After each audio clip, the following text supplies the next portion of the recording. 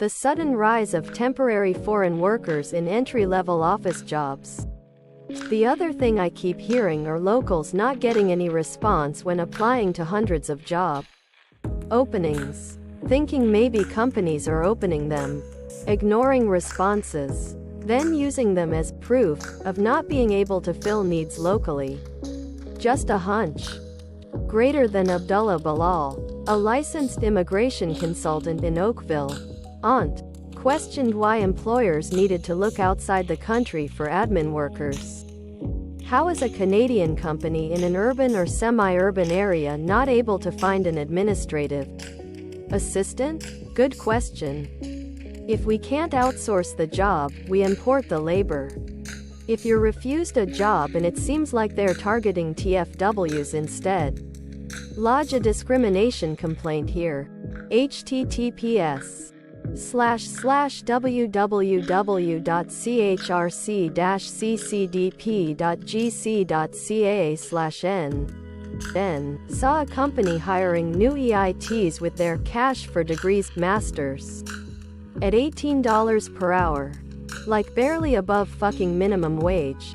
Jobs that were hiring at $30 last year almost down 50%. Good fucking luck to any new grad engineers out there.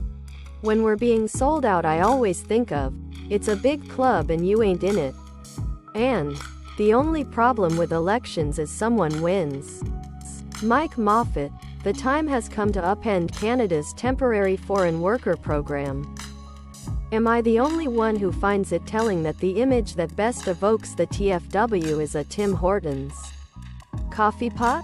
Coffee, not just the TFW program, but the hours international students can work and the eligibility for a PGWP upon graduation need a serious upheaval as well.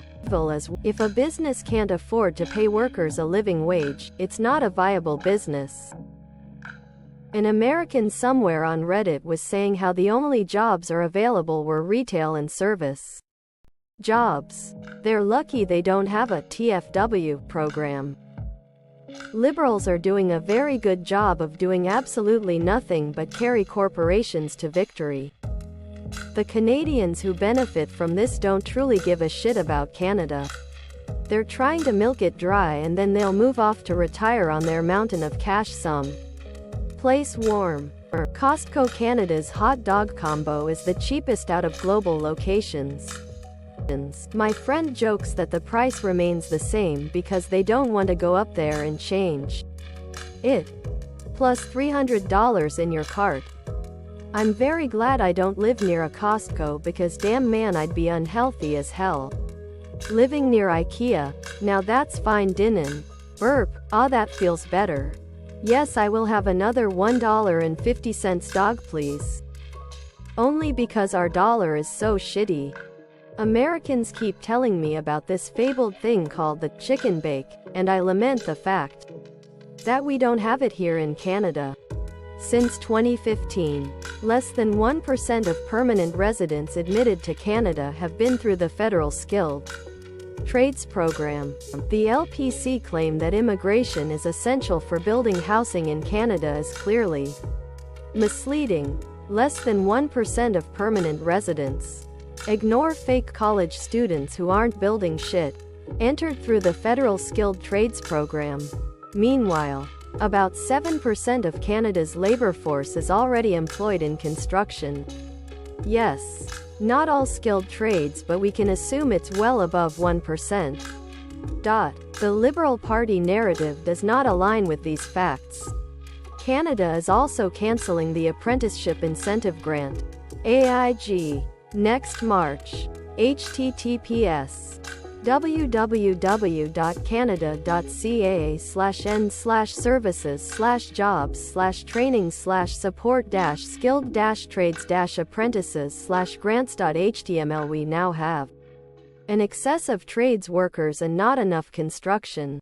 https Financial Postcom, Real Estate Canada surplus skilled trades, not enough construction. Holy shit, when I think back to 2006 when I got in, how much money and paperwork it took to document my skilled worker status. Hey, that's me. Class of 2011, my application took 7 years lol. I miss the good old days. I build houses in southern Ontario. 0 workers on these sites are from that one region of that one country, the 1%. In my experience are usually Mexican or Eastern European. Can't really tell what language they're speaking. There's virtually nobody under 30 years old. Kids have no interest in tough labor, just to rent with roommates their entire lives and never afford the homes they build. Edit. Want to see something crazy? There was an open house here. Realtors were asked to leave their cards. Here they are. https ibb.co/xpq9eve2. Send the unskilled ones home.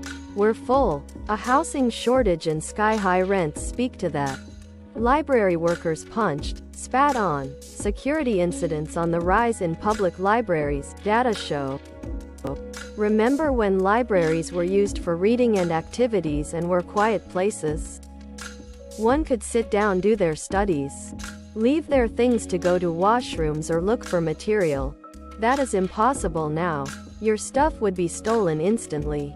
Now the city uses them for homelessness and addictions shelters, while city councilors plan to build big entertainment buildings and upgrade water parks and swimming centers. This is Canada. When homeless people use libraries, it's impossible for normal people to use it. I have experienced a library that smelled like urine and poop. With 50 homeless in there, it was impossible to get through in that smell. Well, cities use them as homeless shelters, so sadly this isn't surprising. These are places that are open and free to use with no time limits. I feel bad for these poor librarians that have to deal with a 600% increase in overdoses, not to mention the already nasty stuff like people using the computers to masturbate. Our downtown library is a de facto homeless shelter at this point. Funding services. Funding this and that. I'm all okay with it. If on the opposite side society accepts that some people need to be hospitalized by force, locked up, to protect other people. Public libraries, public parks, public transportation are all being used as mental asylums.